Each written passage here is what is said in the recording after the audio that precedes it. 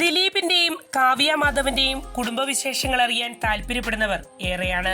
ദിലീപിനെയും കാവ്യയെയും പോലെ തന്നെ പ്രേക്ഷകർക്ക് പ്രിയപ്പെട്ടവരാണ് മീനാക്ഷിയും മഹാലക്ഷ്മിയും.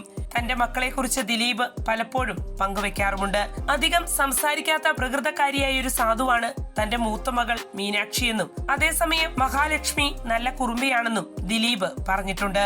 താൻ കാവ്യയോട് എന്നും മഹാലക്ഷ്മിയുടെ നേരെ ഒരു പ്രത്യേക ശ്രദ്ധ വേണമെന്ന് പറയാറുണ്ടെന്നും അദ്ദേഹം പറയുന്നു. എവിടെ പോയാലും ഒരുപാട് സംസാരിക്കുന്ന, എല്ലാവരോടും കൂട്ടുകൂടുന്ന സ്വഭാവക്കാരിയാണ് മാമാട്ടി എന്ന് വിളിക്കുന്ന മഹാലക്ഷ്മി.